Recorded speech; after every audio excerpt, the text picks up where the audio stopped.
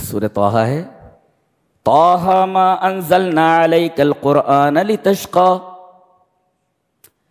قرآن ہم نے اس لیے نازل نہیں کیا ہے کہ تم لوگ انلکی ہو جاؤ، خراب نصیب والے ہو جاؤ، لکی بننے کے لیے بھیجا ہے۔ قرآن اس لیے نہیں نازل کیا گیا ہے کہ تم انلکی ہو جاؤ، بد نصیب ہو جاؤ۔ جی، اس میں پورے سورہ کریمہ میں دو قسم کے لوگ ہیں، للناس صنفان، لوگوں کی دو قسمیں ہیں، ایک اہل السعادہ، ایک اہل الشقاوہ، سعید اور شقی۔ جی، اور یہ ماں کے پیٹ ہی میں لکھ دیا جاتا ہے، آخر میں بولتا ہے کیا لکھوں میرے رب، شقی یا سعید؟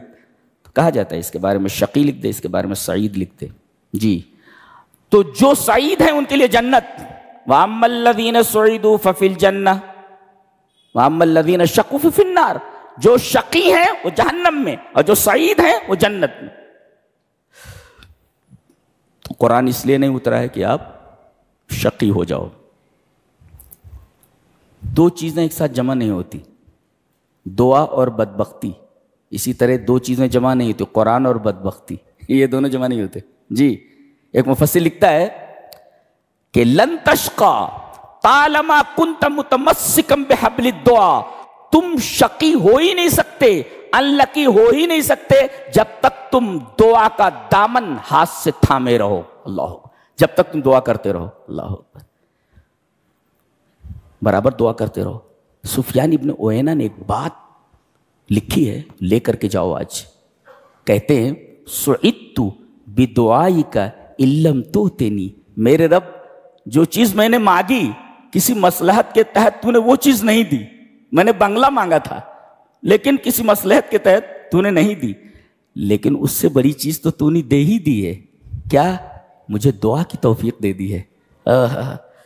یہ کتنی بڑی سعادت کی بات ہے کہ رب تمہیں اپنا منگتا بنا لے، اپنے دربار کا فقیر بنا لے۔ جی، اس سے بڑی سعادت اور کیا ہو سکتی ہے؟ وہ کہہ رہے ہیں کہ میرے رب میری مانگی ہوئی چیز اگرچہ تو نے نہیں دی لیکن سب سے بڑی چیز تو مل ہی گئی، کیا؟ سعدت بدعائک، تجھ سے دعا کرنے کی توفیق تو مل گئی، یہ سب سے بڑی بات ہے۔ تو دعا برابر کرتے رہو جی، اور جب تک تم دعا کی رسی کو تھامے رہو گے کبھی بھی انلکی نہیں ہو سکتے، بدبخت نہیں ہو سکتے۔ تو شقی اور سعید کی ڈیفینیشن بھی یہاں کر لیتے ہیں، السعید من ختم له بخیر یا بالخیر، سعید وہ ہے جس کا خاتمہ بالخیر ہو۔ وَأَمَّا الشَّقِيُّ، شقی کس کو کہتے ہیں؟ ختم له بالسوء، جس کا خاتمہ بالشر ہوا ہو، خاتمہ ایمان پر نہ ہو شقی، خاتمہ ایمان کے اوپر ہو سعید۔ تو السعید من ختم له بخیر والشقی ختم له بالسوء، ایمان کے اوپر خاتمہ ہوا سعید اور شر کے اوپر خاتمہ، کفر کے اوپر، شرک کے اوپر خاتمہ ہوا وہ آدمی بدبخت ہے۔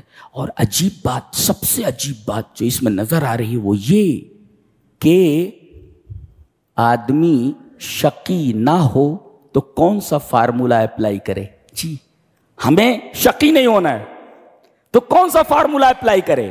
فرمایا گیا، بالکل آخری آیت ہے، شروع میں کہا گیا تم انلکی نہیں ہو سکتے، تو انلکی نہ ہونے کے لیے فارمولا کون سا ہے؟ بتایا گیا کہ فارمولا یہ ہے، آخر میں ایک دم جہاں سورہ ختم ہوتی ہے، فَسَتَعْلَمُونَ مَنْ أَصْحَابُ الصِّرَاطِ السَّوِيِّ وَمَنِ اهْتَدَىٰ، جو لوگ سیدھے راستے پر چل رہے ہیں، صراط مستقیم پر، الصراط المستقیم السوی، من سلکہ، جو اس راستے پر چلا، جو اس راستے پر چلا، کان من السعداء، وہ سعید لوگوں میں سے، ومن حاد عنہ فہو من الاشقیاء، اور جو اس راستے سے ہٹ گیا وہ شقی ہو گیا۔ پتہ یہ چلا کہ جو صراط مستقیم پر چل رہے ہیں در حقیقت وہی لوگ سعید ہیں، اور جو صراط مستقیم سے ہٹ گئے وہ شقی ہیں۔ اب سوال یہ ہے کہ یہ راستہ بتانے والی چیز کون سی ہے، کہ صحیح راستہ کون سا ہے؟ بتایا گیا قرآن ہے، وہ ما انزلنا علیک القرآن لتشقی، یہ قرآن حکیم کے سورہ طٰہٰ کی پہلی آیت اور آخری آیت میں جو ربط ہے وہ ہے جی بھائی ہم کو سعید بننا ہے، سعداء کے زمرے میں داخل ہونا ہے، ہمیں بدبخت نہیں ہونا، اللہ کی نہیں، تو کہا گیا سیدھے راستے پر چلو۔ اچھا یہ سیدھا راستہ کون بتائے گا؟ بتایا گیا جو پہلی آیت ہے، ما انزلنا علیک القرآن لتشقی، قرآن سے پوچھو وہ راستہ کون سا ہے جی۔ یہ سورہ طٰہٰ کی پہلی آیت اور آخری آیت میں ربط جی۔